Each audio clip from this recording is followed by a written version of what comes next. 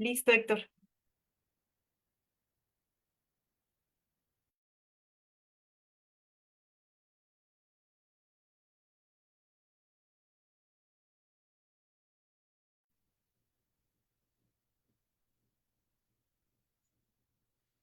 Hola, muy buenas tardes. Eh, a nombre de la Red de Experiencias e Investigación e Información de Docentes en Servicio, les damos la más cordial bienvenida a la transmisión del día de hoy. Eh, Primero quisiéramos agradecer al IDE, al Instituto de Investigación y Desarrollo Educativo, por las facilidades para poder hacer esta transmisión y poder compartirla en diferentes plataformas virtuales. Y pues comentarles, contextualizarles a grandes rasgos que pues el propósito de esta red tiene que ver con promover diálogos sobre este campo que tiene que ver con la formación docente, específicamente en el contexto nacional. Y a propósito de esto, la sesión del día de hoy está destinada a la presentación de un libro relacionado con la formación de docentes en línea. Este libro se titula Hacia la construcción de un modelo para la formación en línea del profesorado de educación básica, coordinado por la doctora Graciela Cordero Arroyo de la Universidad Autónoma de Baja California. Les damos la más cordial bienvenida y les invitamos a que durante la transmisión, si tienen alguna pregunta o quieren compartir algún comentario, lo hagan a través ya sea del Facebook del IDE que nos está ayudando a transmitir, o si están conectados a través de la aplicación de Zoom, también lo pueden hacer a través de este medio para poder en un momento compartirlas y resolverlas. El día de hoy, para la presentación de este libro, contamos con la presencia de la doctora Inés Dussel. Me voy a permitir leer la semblanza de la doctora, quien amablemente aceptó la invitación para la presentación de este libro. Le agradecemos mucho, doctora, por su presencia y por aceptar la invitación. Estamos muy contentos de tenerla el día de hoy aquí con nosotros y me voy a permitir presentarla. Inés Dussel es profesora e investigadora del IES Investap México y encargada del despacho de jefatura del DIE desde hace un mes. Es miembro del Sistema Nacional de Investigadores de México, nivel 3. Fue directora del área de educación de Flaxo, Argentina, entre 2001 y 2008. Es doctora en educación, egresada de la Universidad de Wisconsin-Madison. Su formación de base es Ciencias de la Educación en la Universidad de Buenos Aires y cuenta también con una maestría en Ciencias Sociales por Flaxo, Argentina. Recibió en 2018 el Humboldt Research Award, otorgado por Alexander von Humboldt, Alemania, que es un reconocimiento a su trayectoria académica. Actualmente ella es presidenta de la International Standing Conference of the History of Education, primera latinoamericana en ser electa en este cargo. Doctora Inés Dussel, bienvenida, es un gusto tenerla aquí y vamos a abrir los micrófonos para que pueda intervenir en la presentación de este libro. Muy bien, muchas gracias. Bueno, comienzo entonces, Héctor. Sí. Bueno, a ver, me estoy equivocando aquí de. Lo primero que quiero hacer es agradecer muchísimo la invitación para participar de esta presentación. Eh, en primer lugar, a Graciela por la confianza, por la eh, camaradería académica, que la conozco desde hace un tiempo, no desde hace tanto, y siempre me pareció una excelente colega, sólida, rigurosa, generosa, y bueno, para mí es un gusto sumarme aquí a la presentación de este libro y también agradecer porque, bueno, en las agendas locas que tenemos, uno no lee a veces más que por obligación, y entonces dije, bueno, qué bueno, porque entonces sí lo voy a leer y sí voy a poder acercarme a esto. Entonces, de verdad, de corazón, agradezco muchísimo esta invitación. Yo creo que el trabajo que ustedes hicieron, que está originado en un proyecto con ACID, pero además que han seguido y han ampliado de una manera muy interesante, me parece absolutamente relevante y necesario, diría, en este contexto, ¿no? Hacer un mapa, ustedes no se propusieron necesariamente hacer un mapa, sino buscar construir modelos, pero en esa construcción de modelos hay una revisión de la literatura muy exhaustiva, hay un trabajo del que ahora quiero hablar, en el que también hay entrevistas, hay identificación de las instancias formadoras. Creo que todo eso es muy valioso porque permite identificar actores, perspectivas, problemas, lenguajes, también diría, y al mismo tiempo, como es la propuesta central de este trabajo, bueno, ir planteando modelos, criterios, ¿no? Principios, podemos decir, que permitan hacer mejores propuestas formativas, ¿no? Como ustedes bien dicen, bueno, la pandemia puso de relieve la importancia de la formación docente en línea para la educación básica y además lo dicen también muy bien, la formación docente para la educación básica y en línea, además de ser un objeto de estudio específico, legítimo y relevante. Bueno, no ha sido suficientemente estudiado, hay más trabajos para la educación superior que para la educación básica. Pero bueno, lo que la pandemia abrió ya no se cierra, digamos, ¿no? Y hay mucho de la formación docente en México y en, yo diría, muchos lugares del mundo que hoy se desarrolla en línea, porque hemos descubierto, por ejemplo, como en esta ocasión, que es posible juntarnos con menos costo, que podemos hacerlo, que podemos aprender unos de otros, que podemos llegar a muchos lugares, que podemos encontrarnos desde distintas latitudes, podemos decir así. Y en ese sentido creo que es algo que ya se ha instalado y ustedes bien lo muestran además, ¿no? De cómo ha crecido esa oferta de la formación docente en línea y que todavía no ha sido, yo diría, encarado con la suficiente fuerza de lo que esta presencia indudable y cada vez más importante implica. Esto no ha sido abordado, reitero, aún ha sido encarado desde la política pública, de, bueno, ¿qué hacemos con algunos lo llamarán mercado, otros dirían campo, ¿no? Bueno, con todo esta energía, esta movilización de la formación docente en línea para la educación básica y tampoco desde la investigación, ¿no? La investigación se sigue concentrando muchas veces en instituciones formadoras de nivel inicial, en algunas de formación continua, formación profesional a lo largo de la carrera, pero no se ha armado este objeto de estudio de qué está sucediendo con la formación docente en línea y específicamente en la educación básica. Y creo que en ese sentido el trabajo que ustedes están haciendo es un trabajo pionero, es un trabajo muy importante, es un trabajo que tiene mucho para decirle a la política pública y al campo de la investigación. El libro está compuesto por una introducción y 4 capítulos. La introducción que plantea el problema de una digitalización creciente, de cambios en la formación docente. Esto es algo que a mí también desde hace tiempo me interesa. Aparece en algunos lugares de la introducción qué está pasando con los edutubers, qué está pasando con las redes informales de formación. Yo creo que cada vez más hay que poner el ojo ahí porque podemos estar preocupándonos por las instituciones más o menos reguladas, pero hay muchísimo que está sucediendo en estos marcos, en estas vías, en estos canales que hay que mirar. Pero así todo, creo que bueno, que hay que mirar estas instancias que también han crecido enormemente y creo que lo que ustedes se proponen en los capítulos, sobre todo en los capítulos 1 y 2, es aportar conocimiento de qué está pasando allí, ¿no? El capítulo 1 es un capítulo que plantea un estado de situación del sexenio 2012-2018. Lo escriben María del Ángel Vázquez Cruz y la propia Graciela Cordero.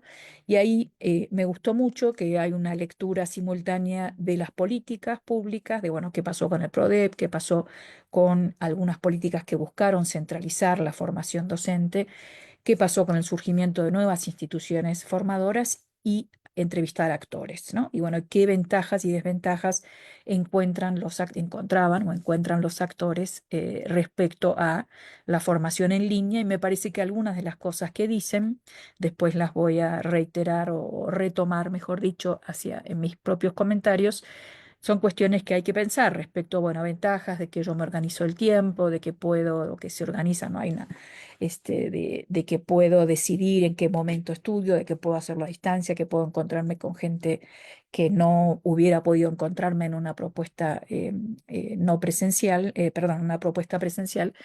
Y como desventajas, la fragmentación, ¿no? Los cursos más limitados, ¿no? A veces la dificultad de retroalimentación, la heterogeneidad. Hay propuestas más interesantes y hay propuestas que no tienen buena estructura didáctica, podríamos decir, ¿no? Una buena teoría pedagógica atrás, una buena propuesta pedagógica atrás, ¿no? También en parte por esta falta de regulación, podemos llamarlo regulación en el sentido más amplio de la palabra, no solamente de una legitimación o validación estatal, sino también de que no hay una teoría pedagógica más o menos consensuada respecto a qué tiene que ser, ¿no? Una formación de este tipo. El segundo capítulo que escriben Karen, Patricia Rivera y también Graciela Cordero se dedica a las instancias formadoras, ¿no? Y ahí también hay un relevamiento de 6 instituciones. Si recuerdo bien, 5 de ellas son privadas y algo también dice para mí importante respecto a este crecimiento muy fuerte de la oferta privada en la formación docente en línea.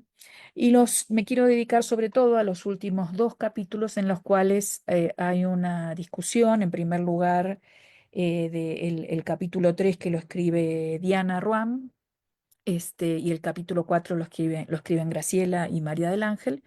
El capítulo 3 plantea un desarrollo de modelos desde una revisión de la literatura, más desde los modelos conceptuales, ¿no? Y el capítulo 4 trabaja, que escriben, como dije, Graciela y María del Ángel, bueno, ya una propuesta más clara de un modelo, ¿no? Para la formación en línea para profesores de educación básica con el eje de qué pasa con la transferencia del aprendizaje docente, ¿no? O sea, qué vínculo hay entre las propuestas de formación docente perdón, y aquello que se puede llevar al aula, ¿no? Voy a ir un poco rápido por aquí, centrarme después, quisiera hacer 3 comentarios generales y también dejar hablar a las autoras, que es muy importante, y escucharlas de primera mano.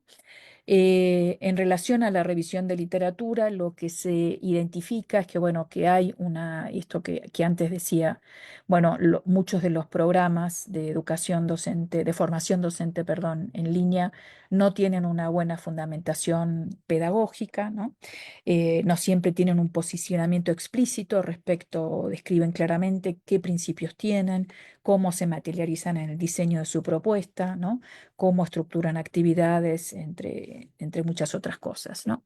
Diana trabaja con un corpus de 11 publicaciones que contienen propuestas, modelos con criterios para desarrollar programas. Me gusta también que ella dice, bueno, algunos de estos modelos son más deductivos a partir de la revisión de la literatura existente, otros son más inductivos desde la experiencia o en colaboración con programas, ¿no?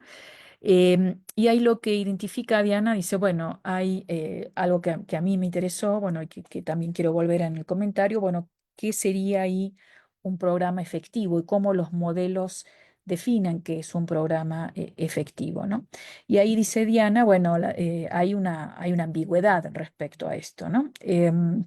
O ella lo llama una diversidad de acepciones atribuidas a la efectividad de la formación, ¿no? Dice, bueno, los efectos de la formación pueden referirse a la satisfacción con el programa, a la adquisición de conocimientos, actitudes y habilidades, a sus efectos en la práctica docente o también a los efectos en el aprendizaje de los estudiantes, ¿no? Aquí vemos 4 distintos, yo diría lo que más se ve en general desde mi propia experiencia es la satisfacción con el programa, ¿no? Hay mucho porque los programas tratan de validarse a sí mismos con encuestas de satisfacción del cliente, podemos decir, y nos quedamos sin saber qué producen en la práctica docente. Después tengo un comentario respecto a qué difícil que es saber qué producen en la práctica docente, ¿no? Creo que a veces se quedan con la satisfacción del cliente porque se resuelve con una encuesta, ¿no? En cambio, ver qué produjo en la práctica, pues hay que seguirlo varios años, ¿no?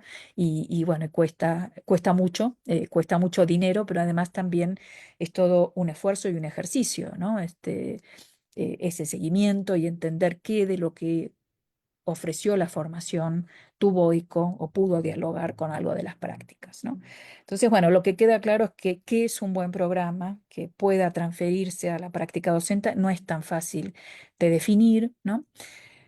También ahí Diana trata de, podríamos decir, de capturar, de aprender, bueno, cuáles serían componentes de un buen programa, relevancia y aplicabilidad del contenido, que dé oportunidades de colaboración, que las actividades tengan una orientación práctica, que el formador o la formadora esté presente y tenga un rol protagónico, ¿no? Aquí la cuestión retroalimentación es muy importante en términos de que un buen programa tiene que ofrecer un seguimiento. Y uno podría decir ahí también hay un límite con lo que hoy se está ofreciendo o vendiendo como los modelos de inteligencia artificial, ¿no? Que ahí hay una retroalimentación algorítmica, pero no necesariamente esto va a resolver el problema que ya se identifica en las propuestas de formación docente de lo crucial que es la retroalimentación, ¿no? Y la interacción, el vínculo pedagógico que se pueda establecer, ¿no? Diana subraya, bueno, que es fundamental que, digamos, este modelo que se desarrolle tenga una visión compleja, dialógica de la enseñanza, que tenga también una concepción ecológica del contexto en el que se desarrolla la enseñanza y el aprendizaje. Y esto es el elemento, diría yo, central del cuarto y último capítulo que escriben Graciela y María del Ángel, que ya es la propuesta de un modelo, ¿no? ¿Por qué un modelo? Para las autoras, contar con un modelo, dicen, abre la posibilidad de diseñar acciones más efectivas que atiendan a las demandas y desafíos del contexto particular de los estudiantes de cada escuela y de la sociedad en general. Y ellas le prestan atención a tres dimensiones. La dimensión, de nuevo, ecológica, bueno, un contexto escolar y laboral, ¿no? Y aquí recuerdo también lo que aprendimos con Justa Espeleta, lo tengo muy presente porque estamos ahora terminando la edición de un número especial de la Revista Mexicana de Investigación Educativa en homenaje a Justa. Y bueno, Justa Espeleta fue muy importante junto con Elsie Rockwell, pero creo que hay una contribución muy original de Justa de prestarle atención a que el trabajo docente es un trabajo en contexto, ¿no? Y que hay un contexto laboral, pedagógico, institucional y que hay que prestarle atención a todo eso. Esa es una primera dimensión. La segunda tiene que ver con el diseño más específico, podríamos decir didáctico, pedagógico, bueno, qué estrategias didácticas, qué actividades, qué retroalimentación, qué entorno tecnológico, qué contenidos, entre muchas otras cosas. Y finalmente una dimensión que tiene más que ver con la dimensión, podríamos llamarlo dimensión individual, ¿no? Bueno, cuáles son las necesidades de los profesores y las metacompetencias, ¿no? Entonces, bueno, este es el argumento central del libro, las invito a leerlo y ahora tengo tres comentarios en función de eso que leí en diálogo con las autoras y también en diálogo con mi propia experiencia, ¿no? Un primer comentario, perdón, yo lo llamaría de de un orden metodológico y no es una crítica para nada, creo que la estrategia que ustedes siguieron es una estrategia eh, muy buena y muy relevante, que es revisar la literatura disponible, pero cuando yo las leía pensaba, bueno, en lo que no estaba citado, ¿no? Y en realidad pensaba en lo que no se escribe, ¿no? O sea, ahí me hicieron pensar, y les agradezco, bueno, ¿qué se escribe de las experiencias de formación docente en línea y qué no se escribe y qué se publica? Porque también a veces se escribe en otros circuitos, ¿no? Hay circuitos de producción de conocimientos sobre estas experiencias de formación en línea que no siempre derraman o derivan hacia la producción académica, sino que quedan en un saber hacer de las instituciones formadoras o de los propios formadores y de las instancias de política educativa que a veces, con suerte, elaboran un informe de fin de gestión, ¿no? O de evaluación del programa, pero no siempre esta información circula, ¿no? Circula más allá de esto y en ese sentido yo pensaba, bueno, ¿qué sabemos? Quizás sabemos más de lo que aparece en esa literatura académica, pero no está sistematizado y eso es muy cierto, ¿no? Y ahí entonces pensaba, bueno, las entrevistas que ustedes hicieron son fundamentales y hay que seguir haciendo, ¿no? Esas entrevistas para saber más de ese saber que se ha producido en la práctica, ¿no? Pensaba ahí también que ustedes tomaron una decisión que fue buscar la literatura que tuviera presente las palabras modelo o marco, ¿no? Y ustedes decían, bueno, no se encontraron ahí textos publicados en México y Latinoamérica que propongan modelos o orientaciones. Y yo pensaba, bueno, quizás también hay una pregunta que hacerse respecto a si llamamos a qué trae la palabra modelo o marco y que quizás hay que buscar por otro lado, ¿no? Y yo ahí pienso, ahí traigo mi propia experiencia, ¿no? En relación a la formación docente en línea, que tengo mucha, diría. Empezamos en Flaxo, Argentina, en el año 2002, pero sobre todo en el ámbito público. tengo una participación en que armamos, diseñamos cursos y sigo ahí dirigiendo tesis respecto a esto y en continuo contacto con gente del Instituto Nacional de Formación Docente de Argentina y del Instituto Superior de Estudios Pedagógicos de Córdoba, Argentina. Son dos experiencias muy interesantes, ¿no? Que si alguna vez quieren estudiarlas, tengo todos los contactos con viejas, viejos, no por viejos de edad, pero directores antiguos de otras administraciones. Y el ISEP sigue en funcionamiento. Son experiencias que tienen, que han tenido cientos de miles, si no de millones de participantes, y no estoy exagerando, porque no sé, en el caso del Infot recuerdo cuando surgió el programa de computadoras, el programa Conectar Igualdad, de distribución masiva de computadoras, se lanzó una oferta precisamente para la formación de docentes de educación básica y hubo 140.000 inscriptos en la primera oferta que se hizo. Y esto siguió varios años. Eran cursos de un año de duración en los que había un trabajo, se imaginan, de equipos, ¿no? Muy grandes y hay un saber acumulado, yo creo que muy interesante respecto a cómo se forma en línea y a qué produce la formación en línea y a qué no produce, ¿no? También son esa experiencia de 140.000 docentes, después se inscribían, luego no participaban o participaban poco, cuántos se graduaban, o sea, hay un montón de cuestiones desde la propuesta pedagógica hasta la efectividad, hasta con quién dialoga, bueno, todas las cuestiones que ustedes plantearon. Y creo que ahí pensaba en el caso de Brasil, que también tiene experiencias así de millones de participantes en la formación docente en línea para la educación básica que hizo el Ministerio de Educación y Cultura brasileño. Hicimos un relevamiento allá por el 2015 de esto de formación digital y de nuevo, no es que no estoy criticando las decisiones que tomaron, estoy diciendo, bueno, quizás en futuros trabajos se pueden expandir, ¿no? A otras búsquedas y ver qué otros saberes circulan en otro tipo de documentos que no entran a la producción académica y que sin embargo me animo a decir en el caso que conozco de Brasil y Argentina y también de Uruguay. Uruguay tuvo también otra apuesta muy fuerte por la formación docente en línea en relación a sus programas, ¿no? de El Ceibal, bueno, que valdría la pena mirar, ¿no? Porque ahí también hay, yo diría, criterios que se han ido refinando mucho, con una experiencia muy rica, ¿no? Muy rica,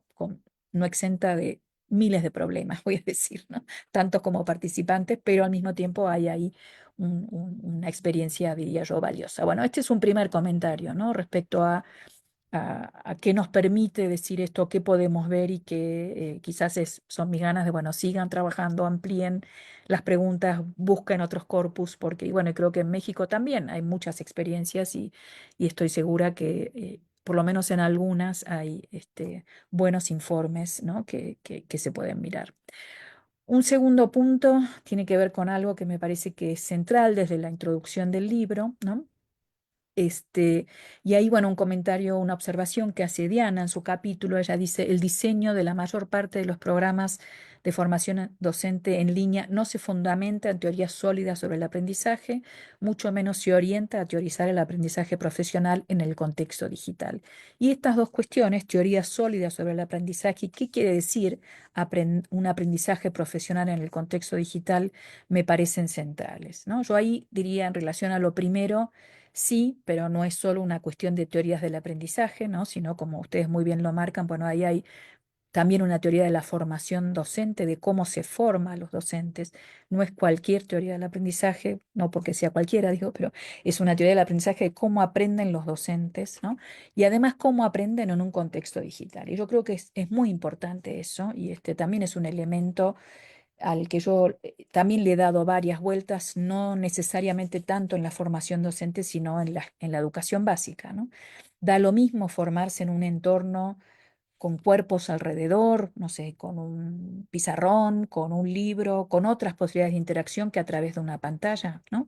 ¿Qué tipo de interacciones se permite? ¿Qué tipo, y aquí entramos en este concepto de lo digital de las affordances o las algo así como, sí, las posibilidades que habilita, ¿no? Un tipo de soporte, de artefacto, de entorno y las posibilidades que habilita otro, ¿no? Ahí un tema que yo seguí mucho en la pandemia, que trabajamos, es, bueno, ¿qué pasa ahí con la copresencia física en la formación, ¿no? ¿Qué produce la copresencia física en la formación docente y no solo en la formación docente? Qué formas de la presencia se construyen en lo virtual, porque también hay formas de la presencia en lo virtual, pero eso exige un tipo de trabajo específico, ¿no? Que es, bueno, aquí estoy, no sé cómo el tutor, la tutora que escribe, que conecta, que pregunta, que hace, ¿no? Y ustedes, yo ahí retomo algunas de las cuestiones que planteaban ya en el capítulo 1 respecto a las ventajas y desventajas, y yo pensaba, bueno, si uno tiene que pensar si da lo mismo formarse de una manera u otra, yo diría, no, no da lo mismo, y por supuesto que eso no quiere decir que uno sea mejor que otro, en algunas cosas sí, en otras no, ¿no? En el entorno virtual aparentemente, y aquí hay bastante consenso en los estudios que se hacen, hay una mayor capacidad, podríamos llamar, de autorregulación o una demanda de mayor autorregulación, y quizás esto lleva a mayor autonomía, porque entonces yo tengo que ordenarme los tiempos, tengo que ordenarme, ¿no? Bueno, qué estudio, cómo lo estudio, los espacios, ¿no? Bueno, cómo me vinculo y mi propia disciplina de trabajo, ¿no? Pero uno podría decir eso también genera quizás más individualismo y hay preguntas que hacerse respecto a qué relación con el trabajo docente y con los contextos de trabajo se están construyendo en estas instancias, ¿no? Y ahí tengo mis dudas respecto a esta individualización muy fuerte que se produce en la formación docente en línea. Nosotros, por ejemplo, en este Instituto Nacional de Formación Docente, en un momento en la pandemia, estuve a cargo de un curso para equipos directivos de las escuelas y tuvimos 8.000 participantes. Eran así, dimensiones enormes. Y queríamos que trabajaran los equipos en conjunto. Y era un problema burocrático en principio que los ubicaran porque había que estar como rastreando entre los 8.000. No, tienes que mover a este al aula, no sé qué, bueno, ¿no?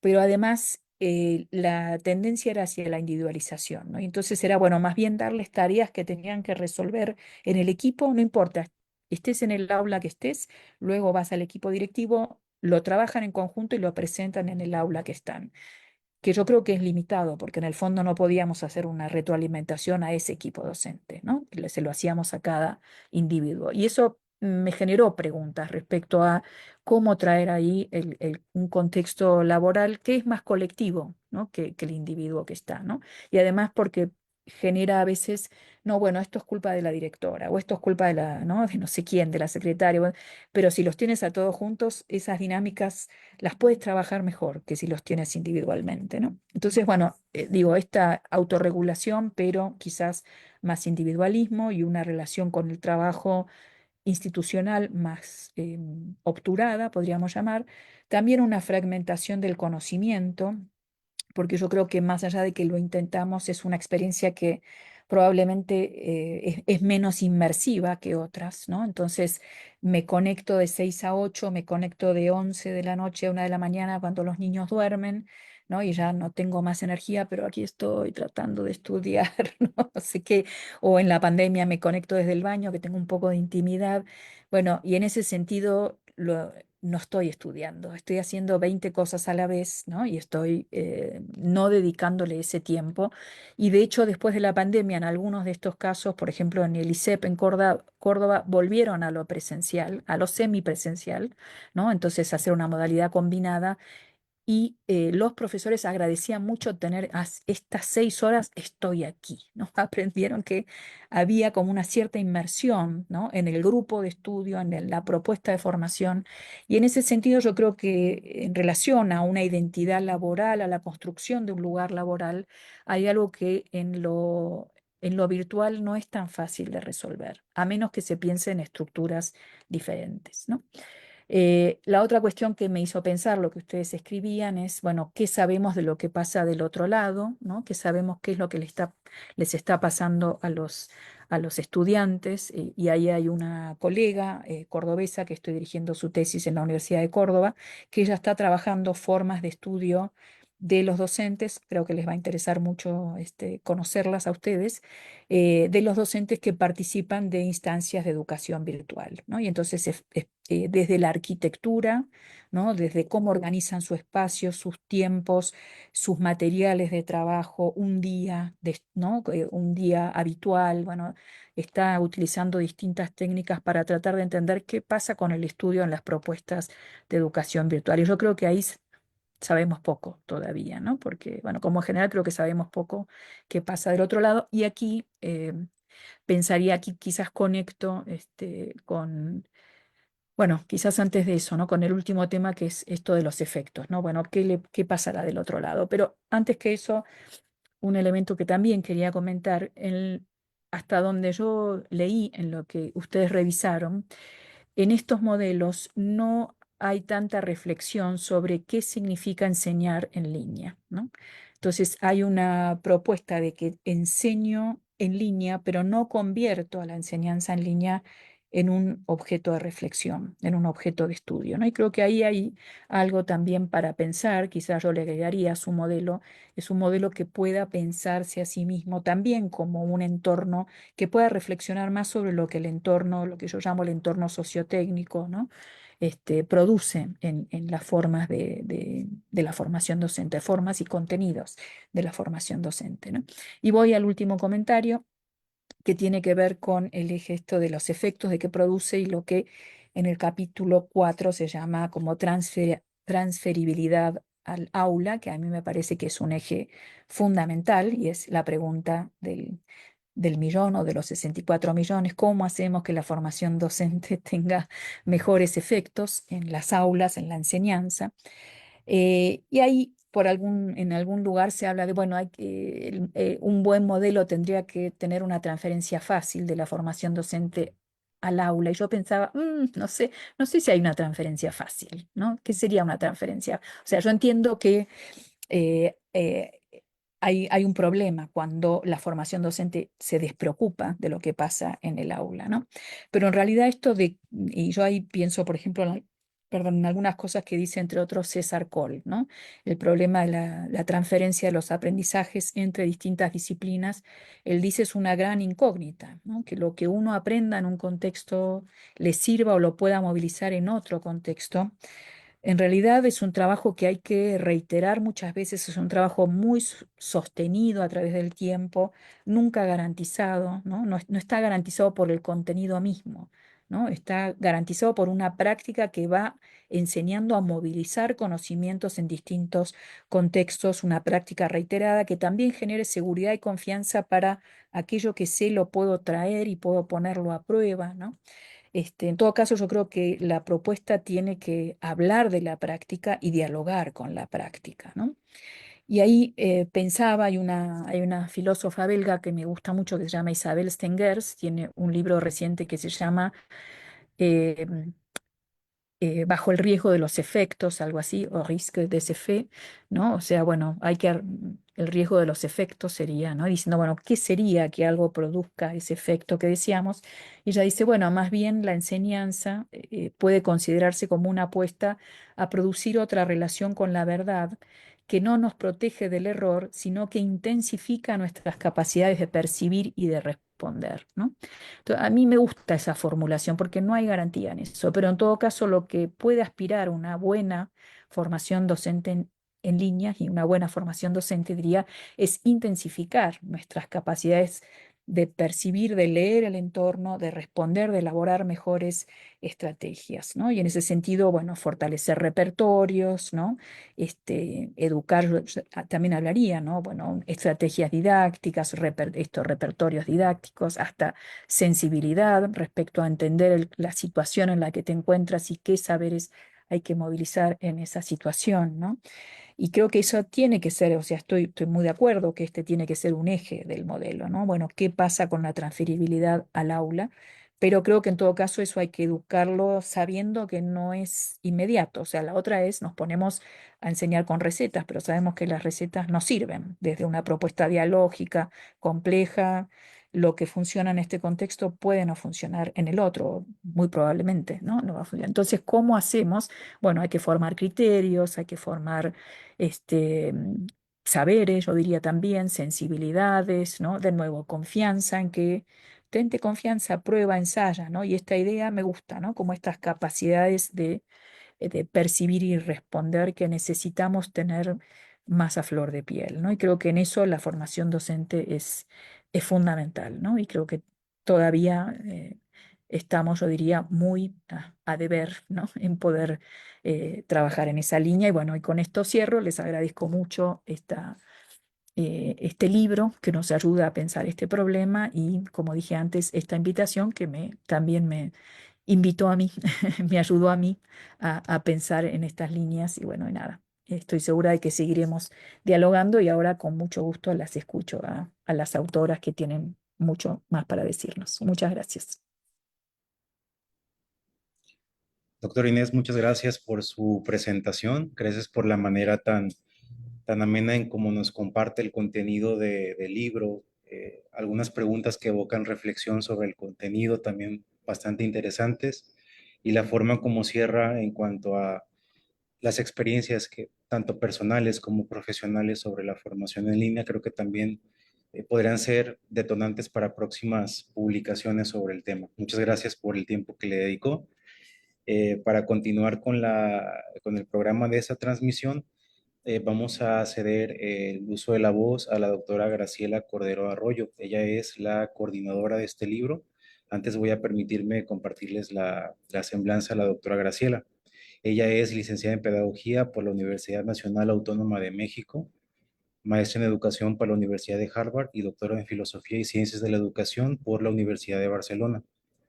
Es investigadora titular del Instituto de Investigación y Desarrollo Educativo de la Universidad Autónoma de Baja California. Es miembro del Sistema Nacional de Investigadoras e Investigadores de México en el nivel 2. Su línea de investigación en la formación del profesorado, tanto inicial como en servicio. De 2020 a 2023 fue responsable técnico del proyecto Modelo de Formación en Línea para profesores de educación básica a partir del aseguramiento de la transferencia del aprendizaje docente en el aula, apoyado en el marco de la convocatoria de investigación científica básica del Consejo Nacional de Ciencia y Tecnología. Y también pues agrego que la doctora es también integrante de RAIDFOS, la red que actualmente está transmitiendo este evento. Le cedo el uso de la palabra, doctora Graciela, para sus comentarios sobre el libro. Buenas tardes. Muchas gracias por estar aquí. Muchas gracias, doctora Dussel, por la lectura del libro y pues todos sus comentarios que efectivamente nos hacen pensar en todo lo que nos falta, ¿no? Por avanzar para intentar entender mejor lo que está pasando con la formación de profesores en línea ante este fenómeno de masificación y que es ahora, pues, digamos, la alternativa dominante en México para formar profesores y que, pues, nos presenta más interrogantes que certezas. Yo empecé a estudiar este tema por ahí de 2016 y empecé a interesarme en este tema porque veía que en los catálogos de formación continua, que muchos recordarán, eran cada vez más y más y más la oferta que había en formación en línea y semipresencial, y era cada vez más y más mi duda de saber, ¿y qué pasaba con eso? ¿No? O sea, em, qué resultados tenía ese tipo de formación? Porque si incluso la formación presencial, ¿no? Tiene muchos cuestionamientos acerca de cuáles son los resultados o los efectos de la formación presencial del profesorado, pues más aún la formación en línea donde yo percibía otras características que ya la doctora muy bien describió y que me preocupaba por saber qué estaba pasando. No así para educación superior, donde hay mucha más investigación y mucha más discusión en estos temas, pero para educación básica me parecía que se daba por hecho o por supuesto de que con montar un curso en una plataforma ya no había más que discutir o que pensar. Entonces, yo metí mis solicitud ante CONACYT en 2017 para hacer este proyecto y finalmente pude iniciar hasta 2020. O sea, tardaron algunos años en darme respuesta a la solicitud. Pero yo empecé a trabajar y empecé a hacer proyectos con mis estudiantes que tenían que ver con este tema en diferentes perspectivas y en diferentes facetas. Entonces, em, empecé, por ejemplo, a documentar de qué manera las instituciones más reconocidas en formación de profesores en línea en nuestro país se organizaban institucionalmente para ofrecer esta formación a los maestros. Y fue el caso, por ejemplo, de la Universidad Pedagógica y del TEC de Monterrey. Porque yo decía, ¿qué diferencia hay en la manera en que ellos definen la formación, gestionan la formación, trabajan la formación y imparten la formación en línea? En fin, empecé a documentar todo lo que llamaba mi atención que no estaba em, digamos, reconocido como un objeto de estudio en muchos casos, ¿no? Em, de hecho, esto que decía Inés, ¿qué es lo que no sabemos? Bueno, muchas de las cosas que no sabemos es que cuando yo planteaba el tema, me veían con ojos de extrañeza y decían, pero eso, ¿cuál es el problema de eso? O sea, ¿no? O sea, todo eso ya está, funciona, están las plataformas, están todas las opciones, porque además la formación en línea, que ahorita decimos así en línea, pues tiene un abanico, un conjunto de cosas ahí adentro, ¿no? Este, lo hemos resumido así, pero realmente hay un conjunto de diferentes cosas. Otra cosa que empezamos a documentar eran los MOOCs dirigidos a los maestros, como los MOOCs de aprendizajes clave que se hicieron para actualizar a los maestros en el Plan de Estudios 2017. Fue otro tema también importante. En fin, empecé a trabajar diferentes temas que tenían que ver con esto.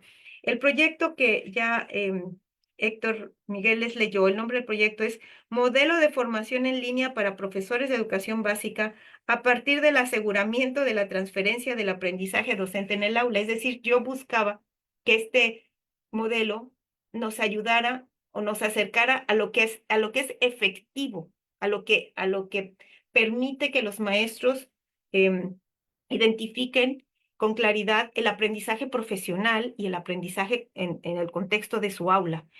Em, y esto de la transferencia, pues se convierte en todo un tema, ¿no? En todo un tema y toda una discusión que pues intentaba o intenté reconocer en varios de los proyectos que desarrollaron mis estudiantes. Em, este libro cierra ya el proyecto, porque pues aquí se acabó el recurso, pero hemos seguido trabajando en esto. Eh, del proyecto se derivaron como 10 artículos, 3 libros y infinidad de ponencias de cosas que íbamos trabajando y de artículos hasta con los edutubers fuimos a dar, ¿no? Para ver qué estaban haciendo los edutubers en temas de formación de profesores también, desde otra perspectiva. Entonces, este tercer libro, el primer libro es un análisis de las políticas de formación de profesorado en México, donde la formación en línea es uno de los componentes, y lo que se hace en ese libro es documentar cómo fue surgiendo, cómo se fue posicionando, surgiendo y creciendo cada vez más. Pero paramos en el 18. El segundo libro lo que hace es una síntesis de 4 investigaciones que hicieron mis estudiantes sobre temas de estudio diferente. Como les decía, los MOOCs. Por ejemplo, trabajamos con la pedagógica, trabajamos de manera importante gracias a las facilidades que nos otorgó la Universidad Pedagógica, sobre todo en el tema de la retroalimentación en la formación en línea, ¿no? Que es otro tema que da como para mucho más. De hecho, ahorita una de mis estudiantes está haciendo su tesis de doctorado en ese tema, en los procesos de retroalimentación. Em, y, y bueno, esos eran como ejemplos de investigaciones. Y finalmente este libro que digamos, buscaba presentar en un modelo, en lo que nosotros definimos como un modelo, pero que en realidad era como un dibujo de las mejores prácticas que hay en formación de profesores en línea y que documentamos de varios estudios que encontramos, y lo que hicimos fue un trabajo de metaanálisis, ¿no? O sea, revisamos varias revisiones sistemáticas de literatura en el tema, hicimos un metaanálisis para ver cómo, cuáles son las mejores prácticas y qué es lo que está documentado en la literatura que funciona em, para el proceso, ¿no? Este proceso. Una de estas cosas, por ejemplo, es la presencia del tutor, ¿no? O sea, la presencia del tutor es fundamental. Y cosas que hemos aprendido en este proceso, y aplicamos un poco en un diplomado que hicimos en línea para Mejor Edu. Y por aquí vi alguna de de las maestras participantes, ¿no? Y reconocerá en lo que ahora digo, que intentamos que esas buenas prácticas pudiéramos reflejarlas en el diseño del diplomado finalmente. En fin, que ese es un tema que yo he trabajado, que buscaba colegas, y cuando encontré que Inés estaba trabajando en esto dije, ay, qué bien, ¿no? Porque me ha costado trabajo encontrar quien entienda de este tema. Y esto que ella decía de conectarnos con los argentinos y con los brasileños me parece maravilloso, porque quiero decirte que intenté hacer un seminario internacional y solo me contestaron los chilenos y los españoles. Los argentinos no hubo forma de que quisieran hablar del tema, ¿ves? No sé qué pasó. Entonces, ahora ya sé que puedo acercarme un poco más gracias a tu ayuda. En fin, ese es el libro, y pues yo les voy a agradecer mucho su lectura y por supuesto sus comentarios, y pues comparto la palabra con mis dos coautoras que han trabajado conmigo por muchos años y han pues apoyado estos proyectos que he desarrollado en formación de profesores, y me gustaría que ellas también pudieran participar. Muchísimas gracias. Gracias, doctora Graciela, por su contextualización y por compartirnos la experiencia de cómo surge este libro, bastante interesante. Y pues vamos a darle la palabra a otras de las autoras de los diversos capítulos que conforman este libro. Comenzaremos con María del Ángel Vázquez Cruz, que ella es coautora de dos de los capítulos del libro. El primero, la formación en línea del profesorado de educación básica, ventajas y retos desde la opinión de los actores institucionales en el sexenio 2012-2018. Y el segundo capítulo, modelo para la formación en línea para profesores de educación básica a partir del aseguramiento de la transferencia del aprendizaje docente. Les platico sobre la semblanza curricular de María del Ángel. Ella es licenciada en Ciencias de la Educación por la Universidad Autónoma de Baja California y maestra en Ciencias Educativas por el Instituto de Investigación y Desarrollo Educativo de la misma universidad.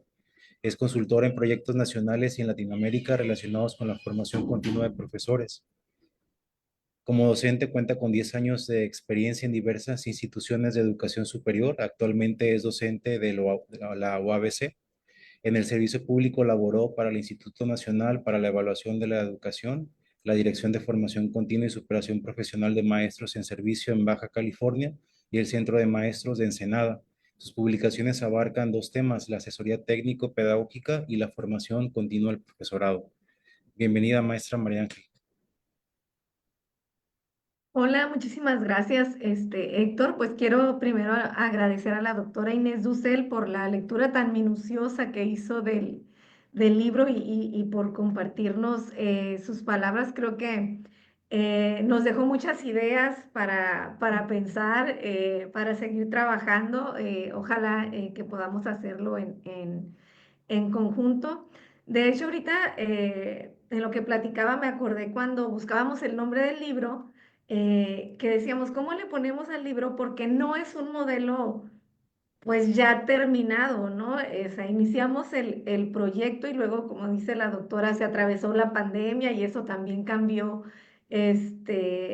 un poco la metodología y todas las ideas que tenía pensadas trabajar la doctora Graciela en un inicio.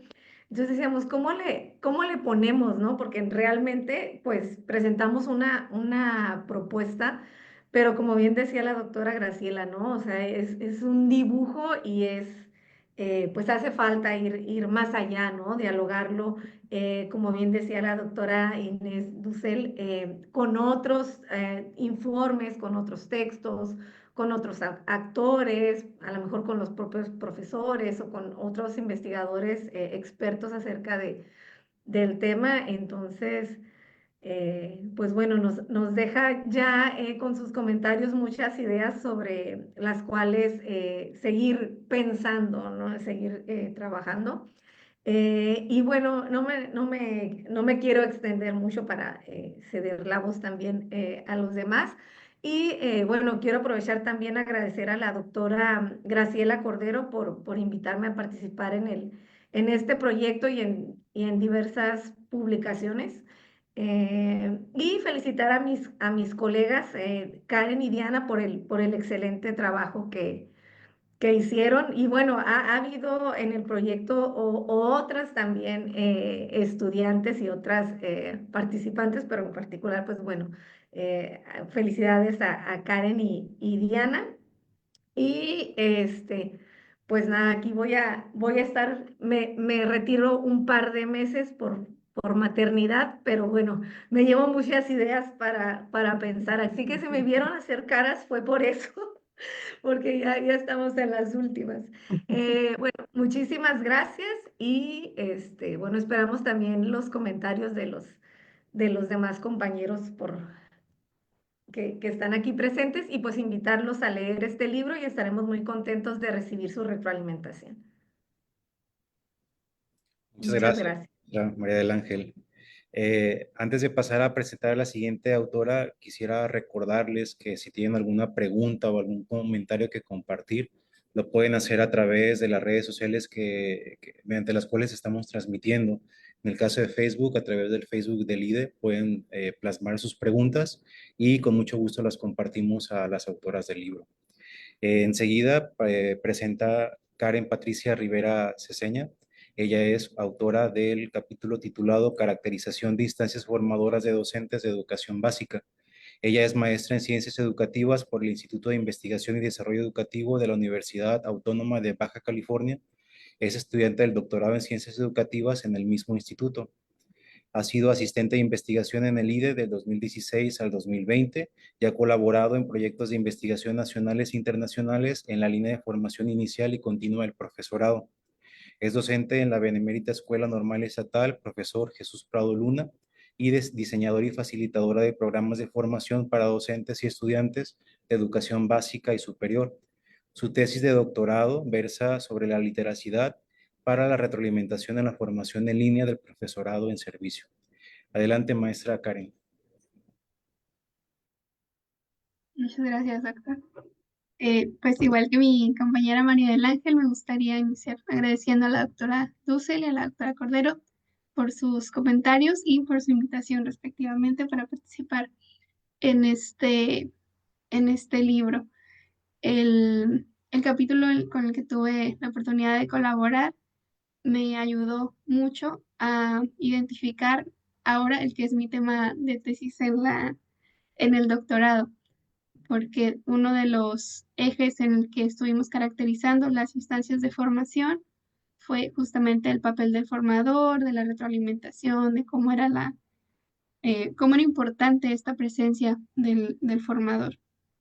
Entonces, además de podernos quitar un poquito esa espinita de qué estaba pasando en las instituciones, por qué eran tan populares o tan famosas instituciones que realmente no eran tan nombradas hace algunos años y de repente fueron eh, ganando terreno en la formación de profesores, pues también me ayudó para identificar que esa era una línea de investigación en la que podía continuar eh, estudiando.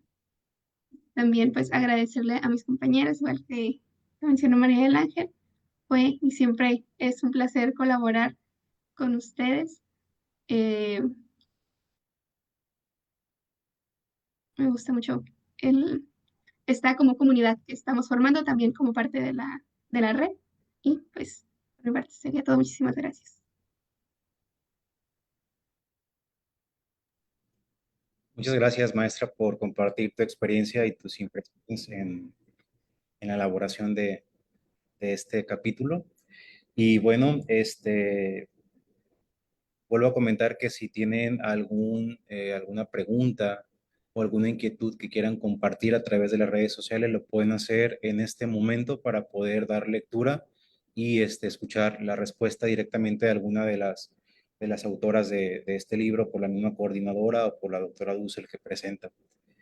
Aquí en el chat puedo leer un comentario de Maritza Soto. Saluda desde la Escuela Normal de Colima y felicita a las autoras por esta contribución a la problemática de la formación actual y que propone pautas para la formación en línea a mediano plazo. En particular, a ella le invita a pensar sobre aspectos que están implicados en la forma en que aprenden o aprendemos los docentes en servicio. Muchas gracias por el comentario. Muchas gracias. Muy bien, mientras pueda llegar algún comentario en Facebook o por aquí por la plataforma de Zoom.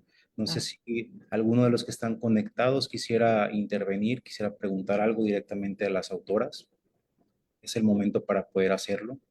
em, creo que están pidiendo cómo acceder al libro. Tenemos un código QR que los lleva al libro. Yo no sé si está aquí Magali, si lo puede compartir no sé si se pega si se puede pegar pero se puede conseguir por ResearchGate, ese acceso libre. eh, no hay ningún problema, por ahí se puede. Ah, pues ahí está la liga, se Se puede los, compartir. Ajá. los compartimos por redes en Instagram y en Facebook. Ahorita les copiamos el link en comentarios. Muchas gracias, María. Muchas gracias. También tenemos aquí algunos comentarios de Sonia Murillo. Felicita a la doctora Graciela, María del Ángel, a Karen y a Diana. Admira su trabajo y el empeño y dedicación que Gracias. realizan. También Claudia Aguirre felicita de igual manera a las autoras, habla sobre la importancia y la vigencia del tema. En lo personal, le preocupan los bajos índices de eficiencia terminal que se presentan en las acciones de formación en línea y pregunta si hay algunas alternativas al respecto. Eh, bueno, en los MOOCs está documentado que la eficiencia terminal es muy baja, como del 10-11%. Em, y aunque, por ejemplo, en la SEP documentó que de su MOOC el 90% había terminado. Entonces, son otras condiciones. Em, en el caso de las modalidades en línea que tienen un tutor, donde hay una presencia del tutor que bien expuso la doctora Dussel, eh, el, el porcentaje se incrementa, pero fíjate que hemos estado buscando ese tema en varias lugares y no encontramos un dato muy preciso. No sé si la doctora tenga una mejor experiencia, pero no encontramos un dato muy preciso. No, digamos que, por ejemplo, en lo que se ofrece a través de PRODEP, lo que se ofrece a través del Programa de Desarrollo Profesional, yo no he encontrado un dato confiable, más bien dicho, como un dato confiable, porque las vertientes de formación, pues, hacen algunos reportes que tienen que ver con otras condiciones que tú conoces bien. Entonces, no he encontrado un dato muy confiable. Gracias. Tenemos también un comentario de David Alejandro Ornelas, que se suma a las felicitaciones a esta publicación. Considera que es una aportación relevante al campo de la formación del profesorado y que espera que con la difusión necesaria esta obra alcance muchos lectores. En particular, conviene que Ujú. diseñadores y administradores de programas de formación docente conozcan su contenido y reitera sus felicitaciones. Muchas gracias. Muchas gracias. Muy bien, entonces con este comentario estaremos cerrando la ronda de preguntas. Hay una mano levantada de la maestra, de Diana, la doctora Diana Gines. Diana, adelante, Diana. Buenas tardes. Muchas gracias por permitirme hacer el siguiente comentario. Eh, Creo que es un trabajo que aporta grandes elementos. Honestamente no he leído todo el libro, estoy empezándolo, pero sin duda creo que en temas de formación docente debe verse como en esta obra otros hallazgos, ¿no? Que nos permita como ver alguna especie de evolución de la formación docente, ¿sí? Porque en la perspectiva de los maestros, muchas veces la formación en línea tiene una tendencia a verse como algo muy fácil, muy light, que cualquiera hizo en el momento que pudo y como pudo, ¿no? Entonces, creo que en este documento se pueden apreciar otros aspectos importantes que sí le dan como un mejor matiz, ¿no? Y eso lo pueden decir precisamente la gente que está formándose en línea, ¿no? Los que están viviéndolo, porque permiten que se observen esos detalles que un buen maestro, y esto lo digo porque desde el prólogo, cuando le dicen, ¿no? Donde sea que estés, lo vas a hacer bien, ¿no? Entonces, eso tiene que ver con el que está tutorando la formación como con el que lo está recibiendo, ¿sí? Tiene que ver con un código de ética de ambas partes y tiene que ver con que no se minimice ni se vuelva algo muy light esa formación. Entonces, es tan valiosa como estar sentados en una universidad de primer mundo, ¿no? Tiene que ver con esas cualidades, habilidades y códigos de ética de las personas que están interviniendo, ¿sí? Entonces, creo que es muy importante porque precisamente son las condiciones contextuales, es la dinámica social en la que estamos actualmente, la que hace posible que estas nuevas formas se estén recibiendo, se estén aceptando, se estén dinamizando y estén evolucionando. Y creo allí que el tinte que se le da al proceso de enseñanza-aprendizaje, que no es propiamente, ahí peco un poquito de decir que el maestro está en un proceso de enseñanza-aprendizaje en su formación, pero quiero explicarlo. Ese proceso tiene muchas variantes, ¿no? De algún modo, el maestro que se está formando en línea está desarrollando cuestiones técnicas, está desarrollando habilidades digitales, ¿sí?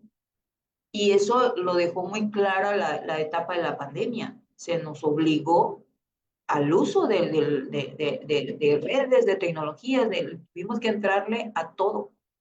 Y es ahí donde precisamente la necesidad te hace ser creativo, te empuja, ¿sí? Pero bueno, ahorita la necesidad que nos moviera para el trabajo en línea es precisamente el querer formarse y el querer acceder a, a una formación de excelencia.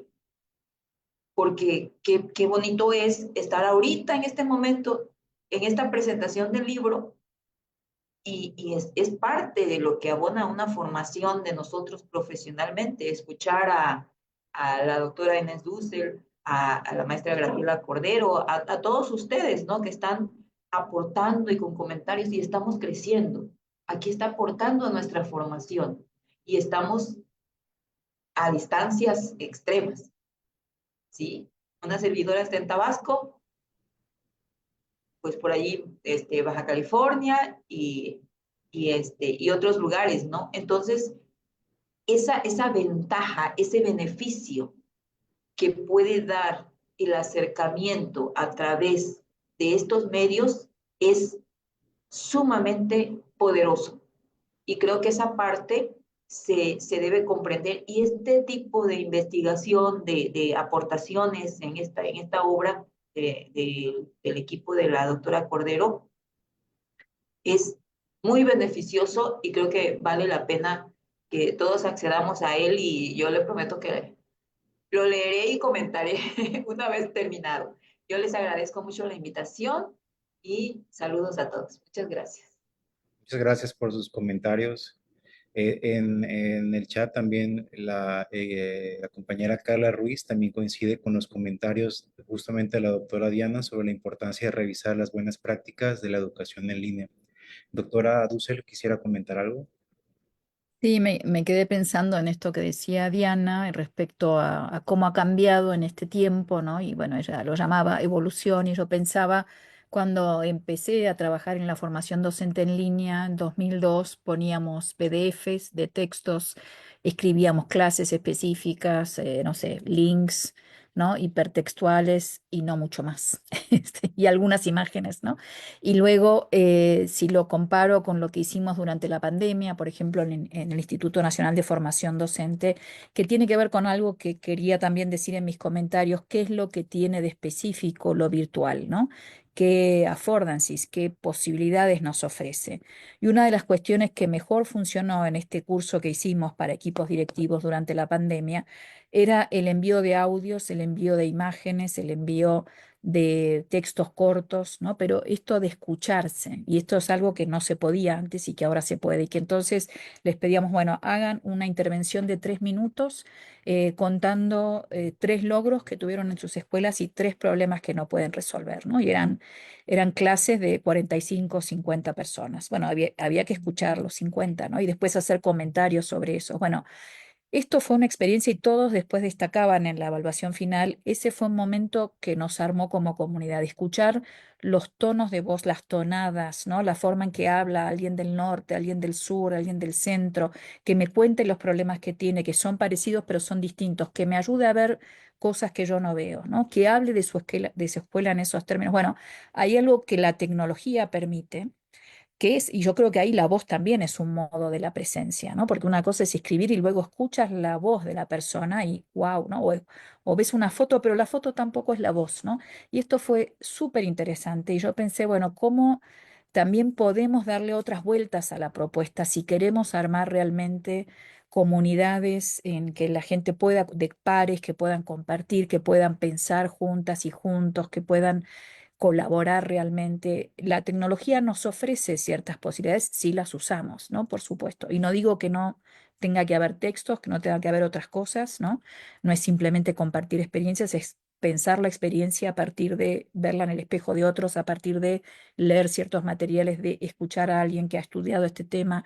Todo eso conjuntamente para mí, yo hoy pienso que es una mejor propuesta de formación docente en línea, ¿no? Y que es también la posibilidad de inscribirse en eso, que hoy las tecnologías permiten mucho más que hace 20 años. Y sí, creo que en eso todos hemos cambiado y que hay que seguir cambiando, ¿no? Y mejorando. Muchas gracias, doctora. Bueno, con esta intervención estaríamos concluyendo esta sesión de la red, sin antes agradecer nuevamente al IDE por las facilidades para la transmisión y también agradecer el interés de la doctora Graciela para presentar su libro en una de las sesiones de nuestra red y también, por supuesto, a las coautoras María del Ángel, a Karen Patricia y a Diana Lilia por estar también aquí compartiendo sus experiencias. Y finalmente, doctora Dussel, muchas gracias por aceptar la invitación. Es un gusto tenerla aquí con nosotros. Esperemos que no sea la última oportunidad para contar con su presencia virtual en las reuniones de la red. Estamos trabajando en diferentes aspectos en cuanto a la formación de docentes en servicio y sería muy interesante poder contar con su aportación y que también sea parte de nuestra red. Está cordialmente invitada a unirse. Bueno, muchas gracias a todos por... sí. Espera, antes de que se vayan, Miguel, vamos a pedirle a Francisco si nos hace favor de tomarnos